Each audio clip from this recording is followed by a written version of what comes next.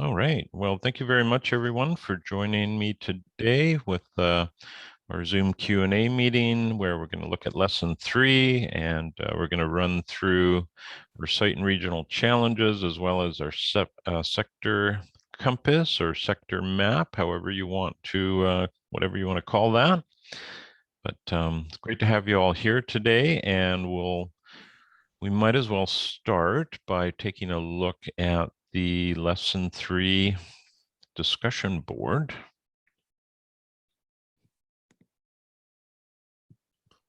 There we go.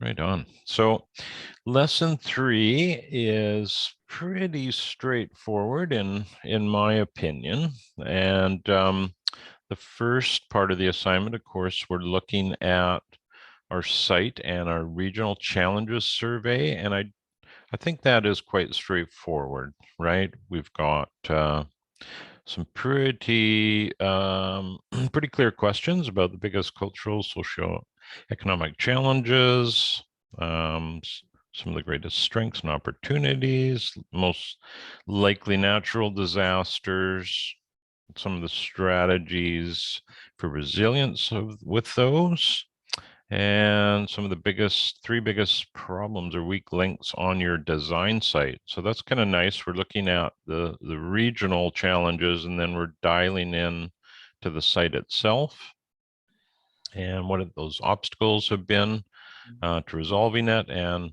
perhaps what the cost of these problems have been to date. So those are interesting things to consider. And that covers off our site and regional challenge survey. If we look at the rubric, you can see that's worth 4 points. And then when we get into the sector map, that's going to be worth a total of 10. So there's obviously a little bit more emphasis on building a sector map or a sector compass. And we'll just, we'll go through what's being asked for here, look at a student example. I'll show you an example that we do typically with some of our designs, and it should, and then of course we're going to look at any questions that anybody might have. If we look at the sector compass, it is a real, well, I guess in a lot of ways, it's we've taken a look at site climate already, and we've started building that base map or completed your base map. So this is the natural succession after that we're now looking at the site and some of those outside influences that are going to affect our site, and whether we want to amplify, deflect, or accept those. So it is a really good exercise to go through. I would say the most challenging part of it for some people is the graphical end. So we're going to look at that as well, how to graphically illustrate this. So if we take a look at just the top here, we're looking at a few things that we need to include in the diagram. So sun sectors, and those are quite easy to obtain through a couple of the apps or websites that we've linked in, I believe, in the resource browser here. That is very unusual. I don't know how that happened.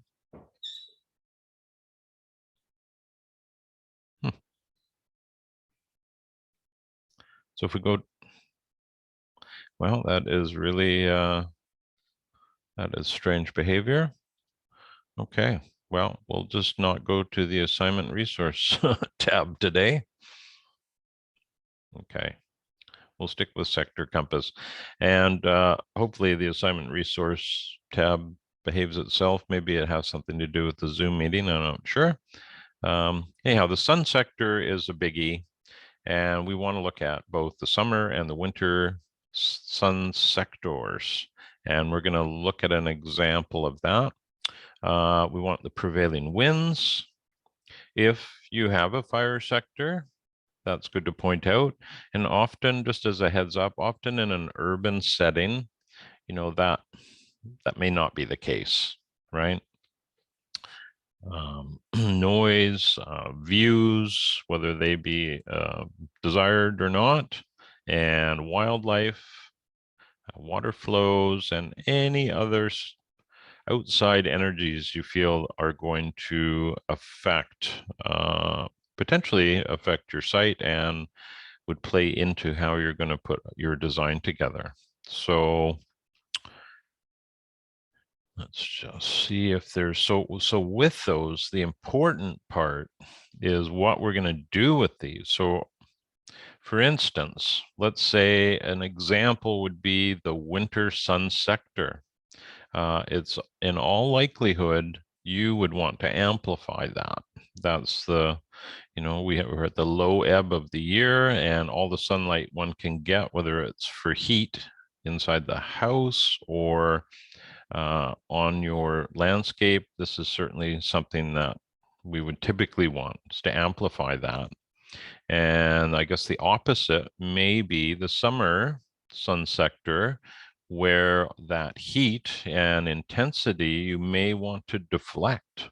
It may actually be both. You may want that in some portions of your landscape, and you may want to deflect it in others. Example, where I live, we put up I'm trying to come to the best word to describe it. It's really a shade of sorts. We've a wooden structure coming off of the south side of our house to shade the lower floor. So during, excuse me, for instance, the heat dome we had last year, this would provide the bottom floor of our house with shade, and we wouldn't be having to worry about adding, more energy to try and cool the house. So it's more of a passive approach. Accept is also an option.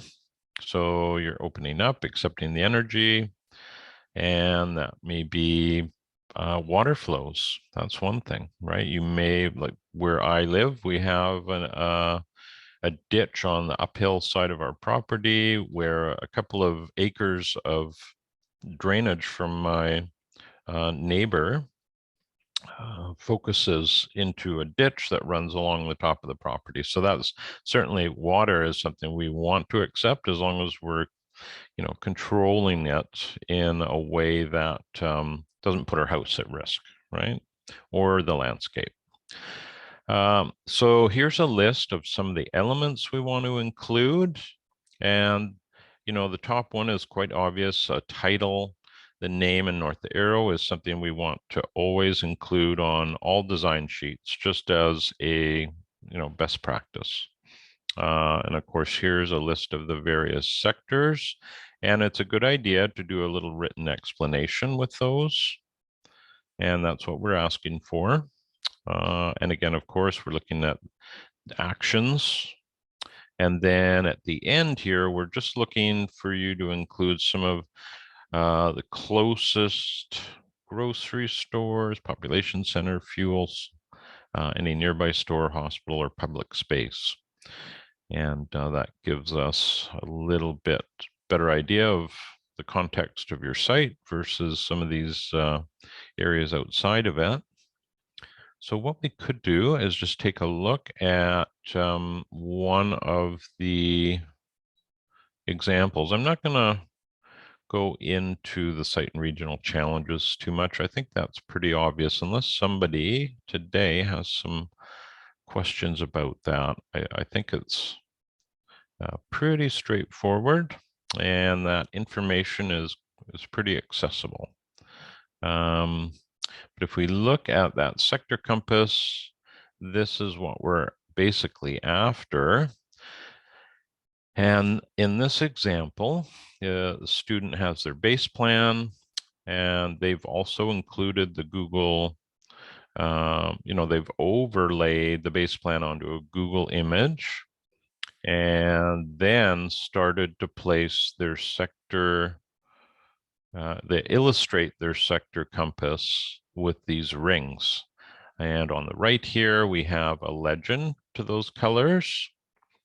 And then we have an action. And then we have a small description. So again, all of these student examples are found in the modules section of the website. So when you log in, you would see that available. Once you go into the group, it's not as easy to get to. I'm pretty sure that's the case. So anyhow, they are they're always there for you to look at if you wish. And they are a great reference. It's always nice to see what other people do. And I quite enjoy that. That's half of the fun of being involved with this course, is just seeing what people, put together. Everybody has very unique settings and a unique approach. So it's good fun. And we learn a lot from others. So here are a list of the sectors that this student wants to include. And you can see the winter and the summer sector. Those are usually going to look like this. And this is one of the brilliant things about having north up on your drawing, is this sector aligns very nicely at the bottom.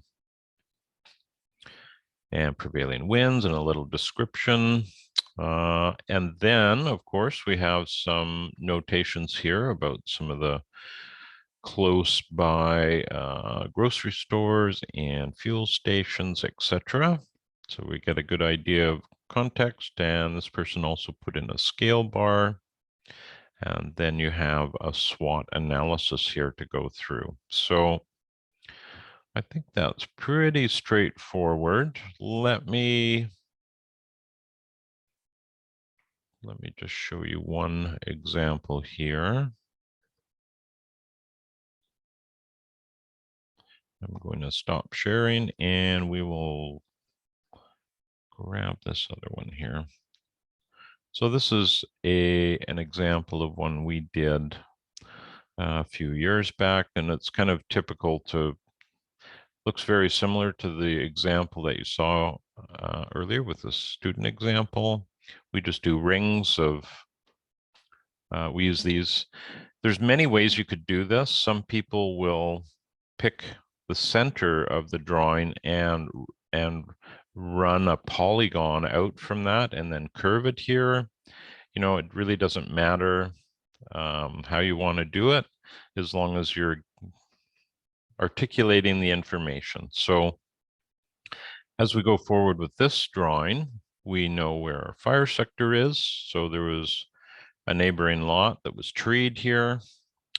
We have a privacy sector because there was another neighbor here who we just, it was a funny situation. We did a couple of these 5-acre designs that were side by side. And we have sort of a strata road coming in. We have the winter and the summer sun here.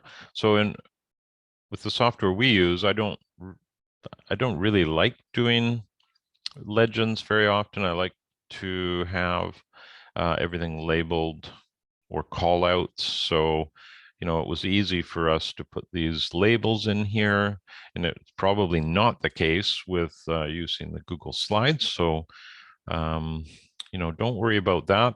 If you want to do the legend, that is just fine. And of course, there's privacy there. And then we have winter and summer prevailing winds, as well as flood. So those are important things to include. And the flood sector is going to be rare in an urban site unless there is an inherent, well, we'll call it a design flaw of sorts. If let's say your project site is such where you're getting water coming off of the road in high rain events, that is something you would certainly want to make note of. If you're in that sort of an urban setting, often on these acreage settings, we have ditching along the road. So there is a level of protection But of course, those can get overwhelmed. And so it's good to make note of that. So I'm going to stop that. And okay, it looks like we have a question here. So let's start with that. It's from Reuben. All right. So Reuben, you have a very weird shaped property. The sector compass is very different for different parts of the yard. You do an average one and break these zones apart. All right, well, that's a good question, Reuben. Let's take a look at your drawing. I should be able to just bring it up here with some recent, if I can spot it. If not, we'll dive into the discussion board and grab it. All right, I don't see it. I'm sure it's there. I'll put it in the chat. Oh, did you? Oh, right on. Yeah, I don't see the chat window here. Hold on. Thank you very much, Reuben. All right. So specifically, the problem with my property is it's shaped like a T. And so like there's one corner that gets water inflowing from my neighbor and another, so it's a T. So it's very interesting on the two corners. All right. Oops.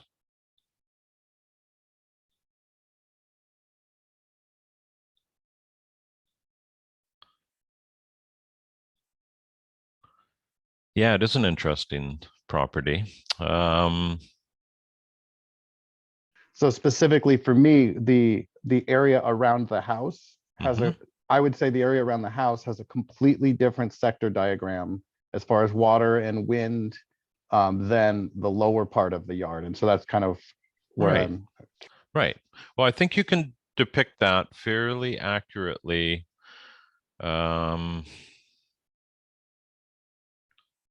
Might be easier to go to the grayscale. So if you had this scaled down, of course, you'd have to scale it down quite a bit.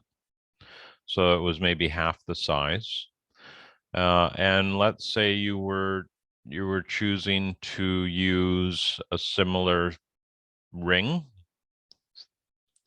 You could do so and just have that ring. Let's say you had a sector at the front of the house. You could have that ring basically just run what you feel would be covering that space once this is scaled back a bit. Does that make sense? So what I do when I do mine, which would be a little bit different because of different softwares, but I usually I would scale this down and then place I place what's called a loci in the middle, so it's a reference point, and then use that reference point to create the sector.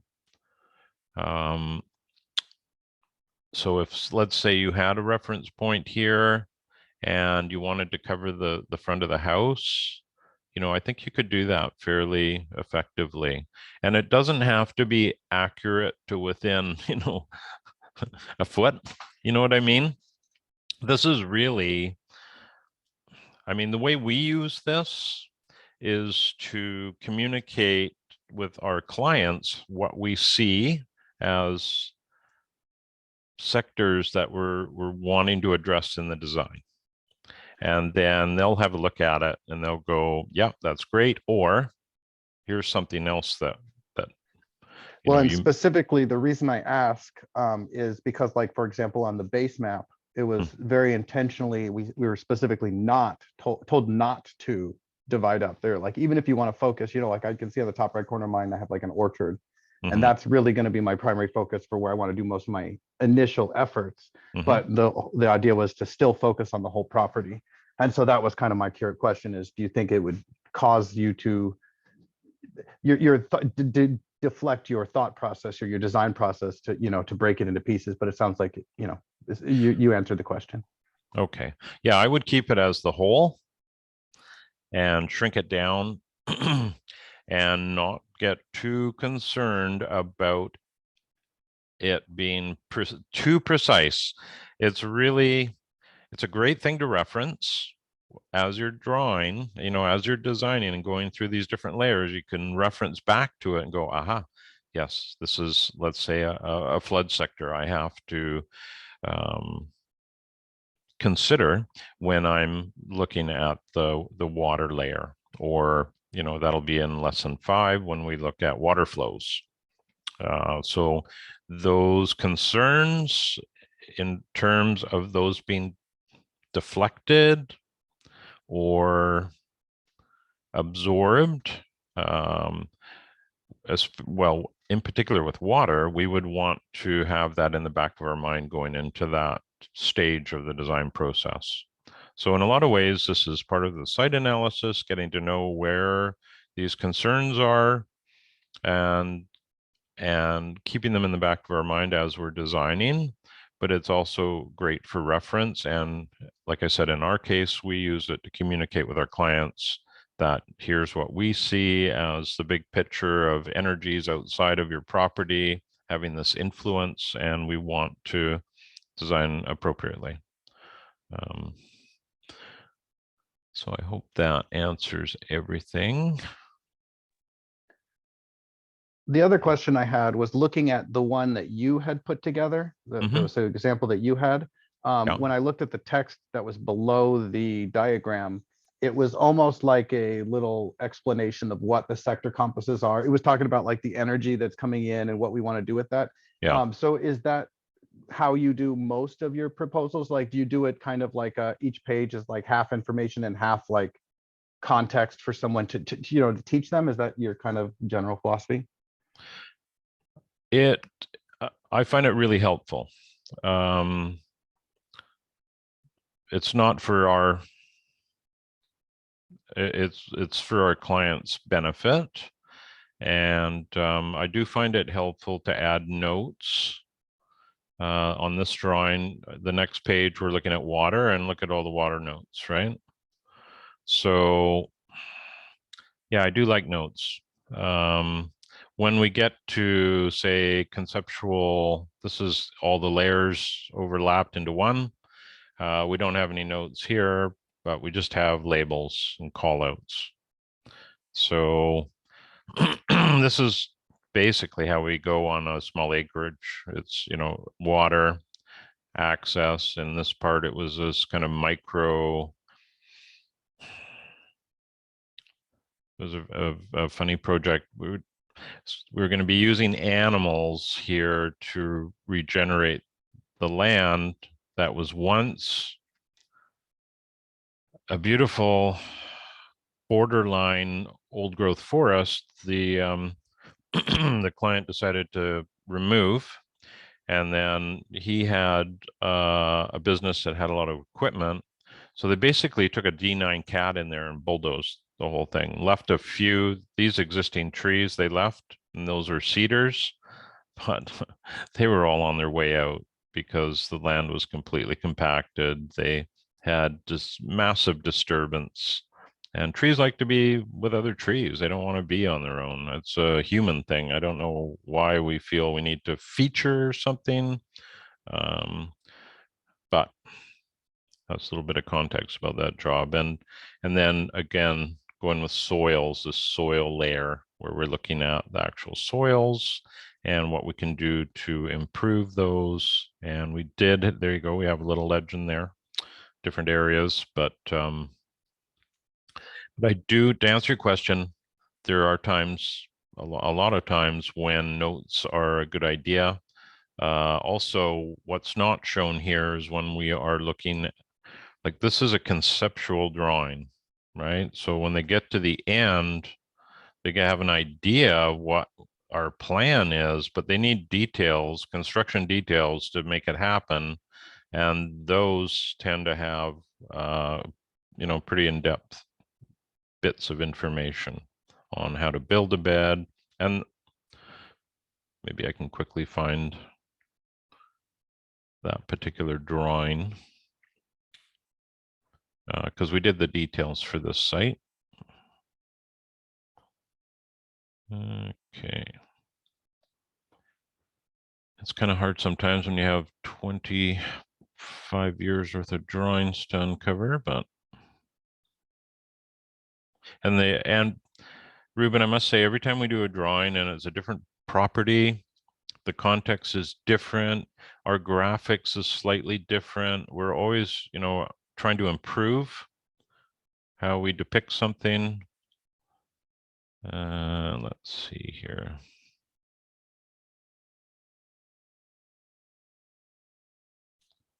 Sorry, I'll take it off screen share here while I look for.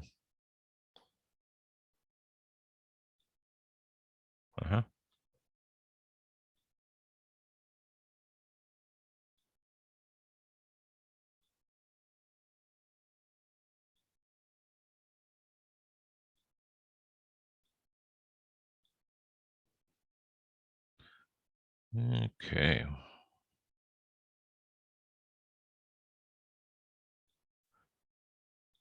So here's a planting plan.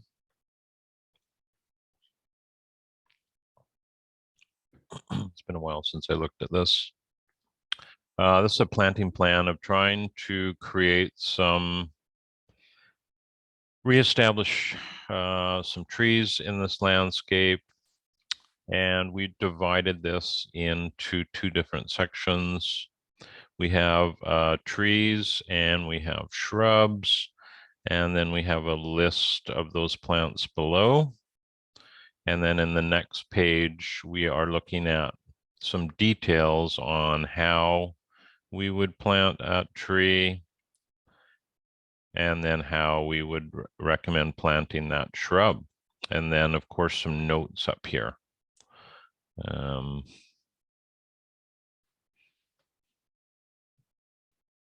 So that gives you a little flavor of that.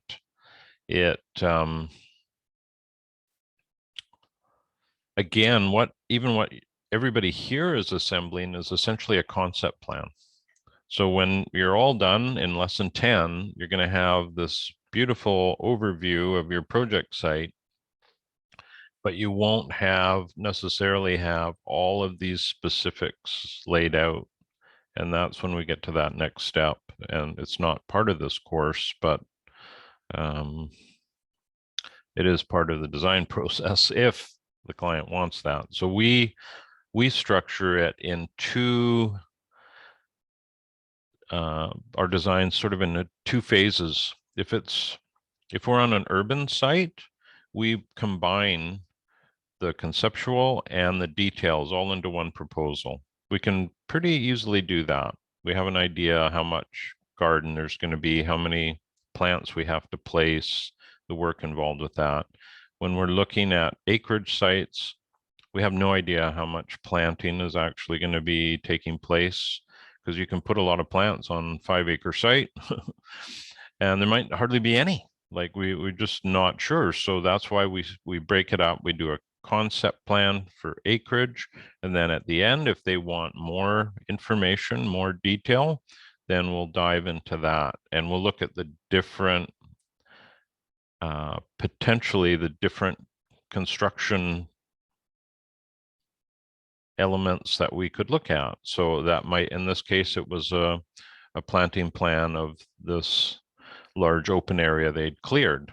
There was also a planting plan for around their new house. There was some hardscape details. There might be some structures. Maybe there's an arbor or a fencing, and in this case there was fencing, but they didn't want details on that. They already had in their mind what they wanted.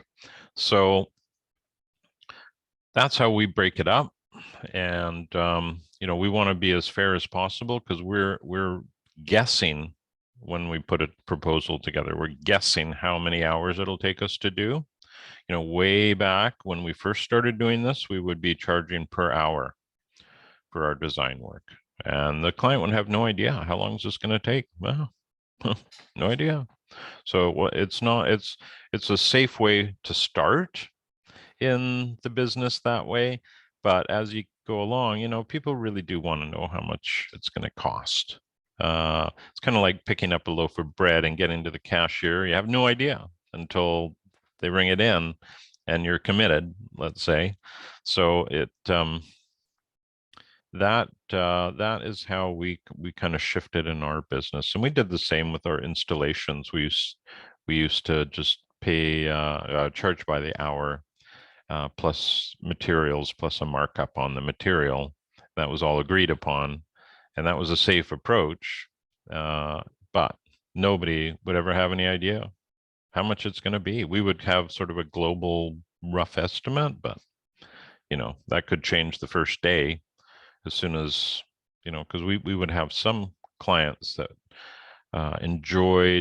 really enjoyed the process. We're on an installation right now where we have a client who loves, very open to change. So if we see a challenge on the site, which happened last week, we were excavating for a rain garden, and the rain garden, we were going down in the soil profile, and we had done test holes before, and it was all nice, and it was kind of a sandy loam. It looked great.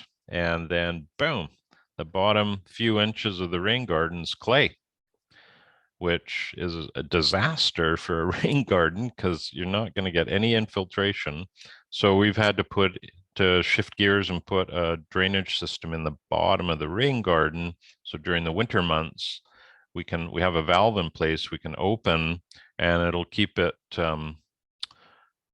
drained. And during the spring, summer, we can close it up and have better ability to hold water in there. So if you do go from the design into the execution where you're on site doing projects, you'll quickly realize that no matter how much planning you do, things change, and being open to that, it will ensure a successful outcome. If you get if you're very fixed on, no, this is what we're doing, regardless of what I'm encountering, you could have an unfortunate event. So unfortunately, that's not happened very often to us, because it can be, depending on what you're working around, it could be a pretty big deal.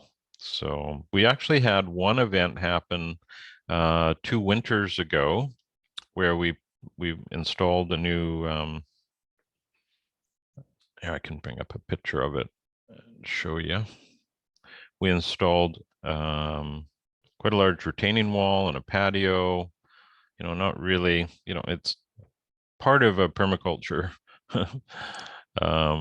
landscape, but it was certainly a lot of hard surface. Here, I'll just switch over to that.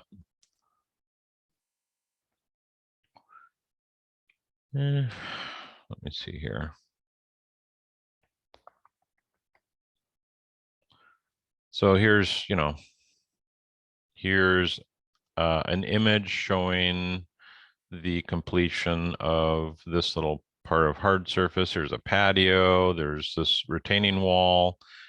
There was an old retaining system there we had to remove, which we can show you.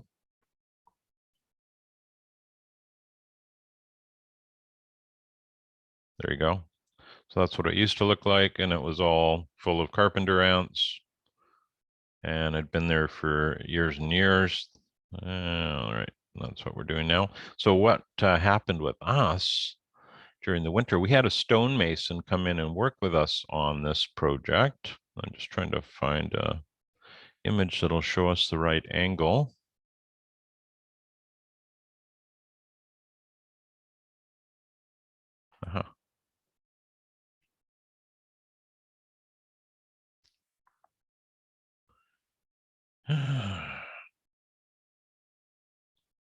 We'll find it. Anyways, there's one angle. So the wall turns out beautiful once you have some plantings behind it. But what happened, let's try and find an angle here, is you can see on the right-hand side, there's a garage. or a building, but that's their garage. And when this wall was built, I working with a mason I've worked with over 20 years, right? Very, trust the person a lot, but we're on site all the time. It's not like we're leaving somebody to do work without supervision. But when he was building this wall, one of his employees made a mistake at the back with the perforated pipe with drainage. So any water striking the back of the wall, it was being compromised how it was draining it. So on basically, it was the day before Christmas, I got a call that there's this huge flood going on the patio. So we were on holidays, but we showed up and sure enough, there's just water just oozing out the bottom tier of the wall and heading for the garage. And a large volume, it was a very good flow. And it was quite a shock. So fortunately, we are on good terms with the mason that we use, and he rectified the problem, but he had to basically tear the wall apart here. And fortunately, this was all done before planting. So the job was phased in. So the winter was the hard surface and it was left unplanted. And then that's when the issue was detected. So it was rectified fairly easy, and he had to pull the whole patio up as well. It was a huge hassle, we'll say, for him. But things happen, and you've got to be open to change. The other thing that happened was we discovered, because this was built during the fall. Let me go back to. It was built during the fall. These beds were going to be at grade. They were all prepped. We even had a little catch basin here picking up water coming off of the patio. And that's the way we were going to approach this. Now, after the flood and the wall was ripped down, we realized the groundwater that was not present during the autumn was full on during the winter. So these had to get modified. And when the wall was pulled apart, these got rebuilt so that we had an elevated planter, and at finished grade was basically a big drainage basin. So any water that came in lower down hit perforated pipe, gravel, fabric to protect it, and it was sent into the drainage system, which is actually now going out to a rain garden, which we just finished building this little retaining wall. This is out the front of the property. And we've got going on this rain garden. We also, because we made changes, we had our mainline irrigation system in place. And it was perfectly positioned until we made changes. And then we had to excavate it up and pull all our piping and wiring out and get it out of the way, because it ended up being in the middle of the rain garden. So not a big deal. Fortunately, we also work with a really good excavator operator who can do these things without too much effort. So there you go. There's our rain garden. And I'll get some pictures tomorrow and show them in the next meeting, because it's interesting to see this get pieced together. And this was actually on a slope. It's about a 10-degree slope, so it was a little bit tricky. Since we've got a bit of time here, I'll stop that. And I'll show you what we did, and this is an example of some details.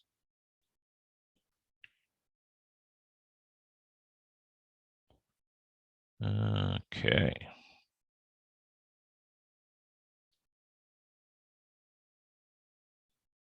So that was our planting plan for the front, which I had to redo because of plant availability. So this is, we're not going to dive into that.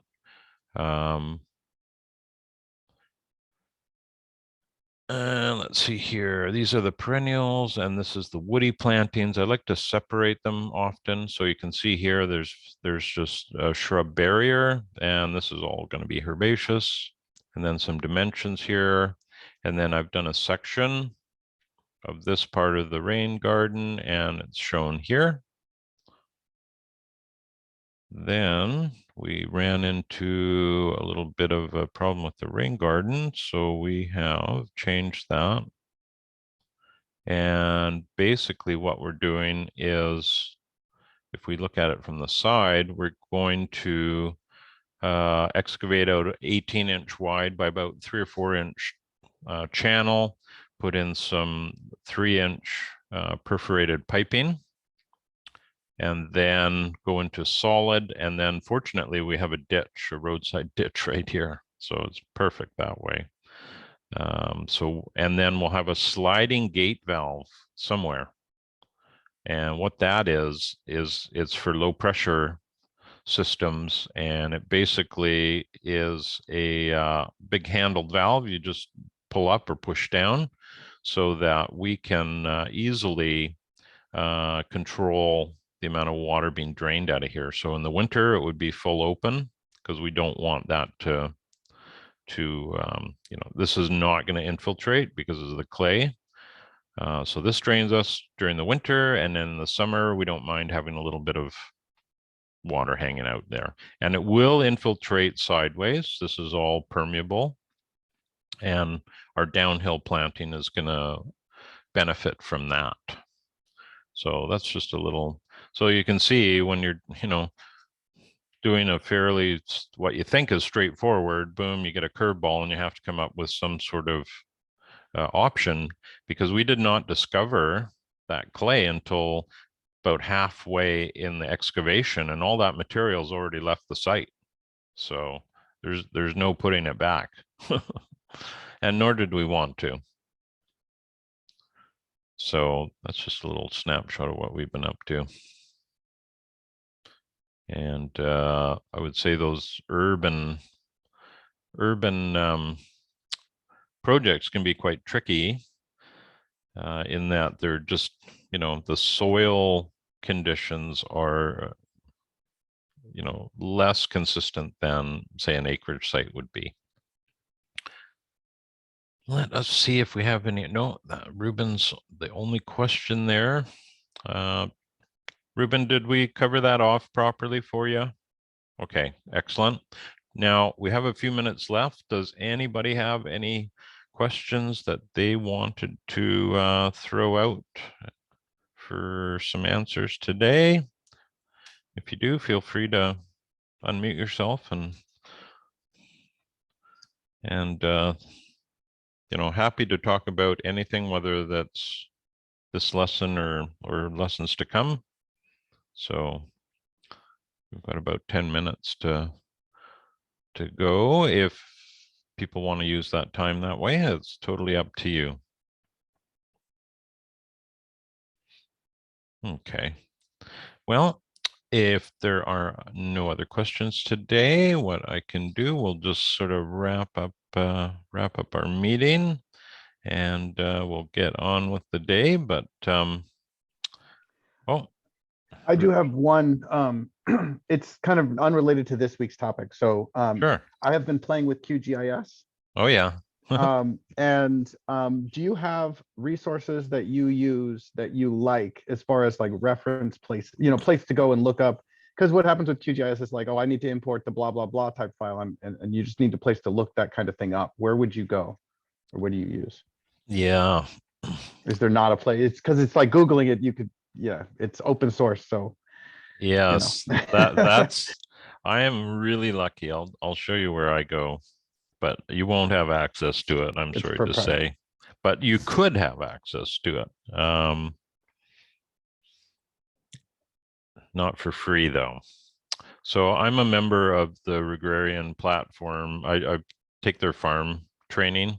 It's an unbelievable resource. It's like a Facebook interface, so it's a workplace, and there are I think 3,000 members. I'm not sure, but part of it is the training, and part of it is some of these courses that they've put on, and one of them, of course, is QGIS, and they have it all set up. So if I want to import data, and it's a raster data, oops, this isn't, there's two QGIS, there we go, that one's the one I use. So importing, exporting, RAS, you can see they've got all the topics into, it's very easy to find out what you want to know. So for instance, I wanted to bring in some LiDAR data. I would go into importing, and I would look under vector, and then there's LiDAR, and then I have, I have a whole bunch of tutorial videos. And in these ones, I use Mac OS.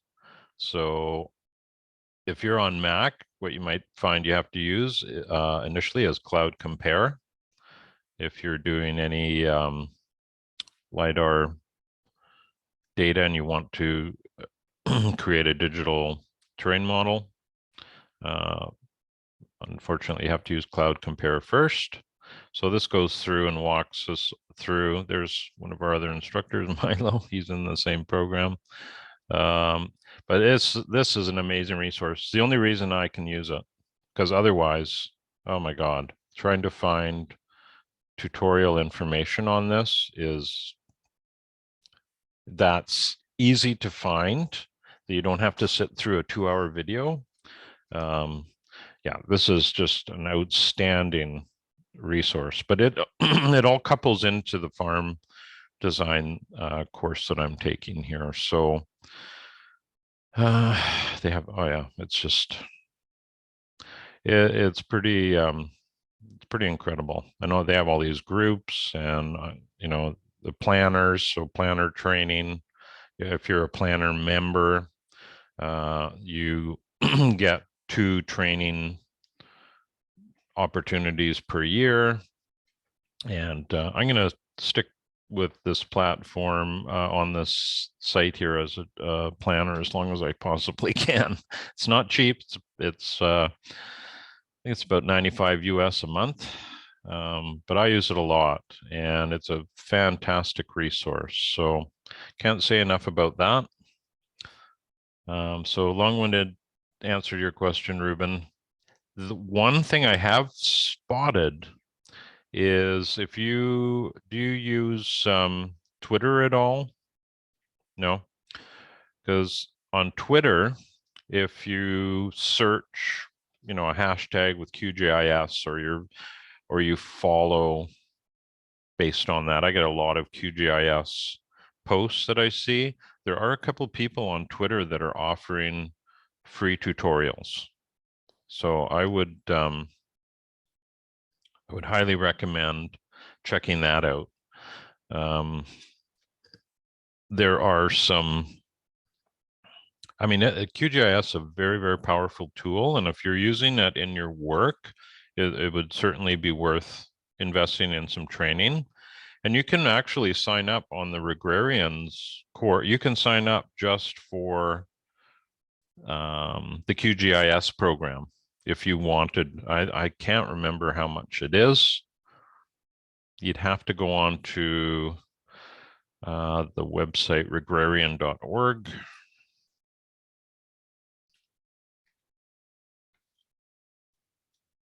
Yeah, I'm looking at it now. It looks like it's somewhat complicated on the pricing structure, so it might be challenging to figure out how much but it's interesting. Yeah, here we go. QGIS for mapping and design.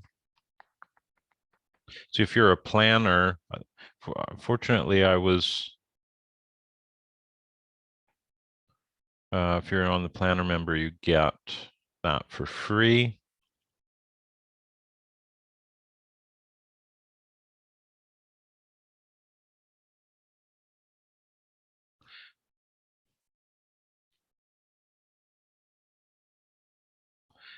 I know you can purchase access just to this program, but I'm not sure how much that is. Seems to me it was $400 or $500 or something. So it's $600 for a course. Is that what I'm it looking says? at. Oh, So the course, the QGIS mapping and design is $600 for lifetime access. okay. Or you can do the planner membership, which is $95 a month, and then your access to 2 courses a year. Yeah, that's So that 2 could be 1 year too. farm training courses. And at $95 a month, so it's twice the price. So in 1 year it pays. It's their logic, I guess. Yeah, if you're like, I've always been interested in the farm design, but it was just the last couple of years I've dove into it, and you pretty much want to be on there for at least a year to get a good handle of it.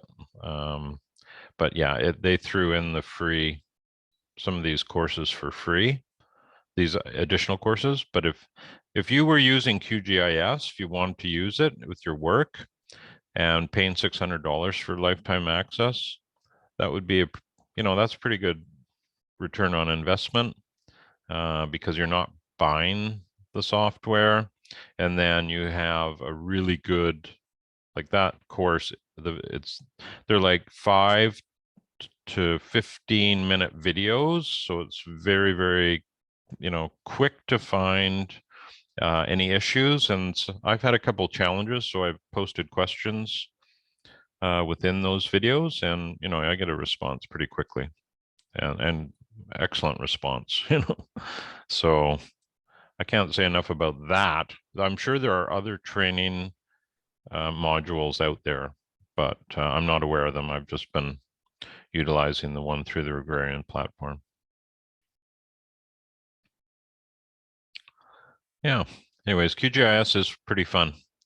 As soon as you get your digital terrain map done, and then you can extract contours, and you can do all sorts of analysis. So on bigger acreages, it's really interesting. You can do slope analysis. You can do land capability analysis. So obviously lands with certain degrees of slope are better for cropping than others. And once you get above a certain slope, you're going to want to just stick with tree crops. And yeah, it's quite incredible, without even visiting a site, the information you can extract from it. So we tend to use them even on smaller projects. If we don't want to have a drone survey and get contour data that way, we'll just see if there's some LiDAR data available in the portal in the province I live, and boom, you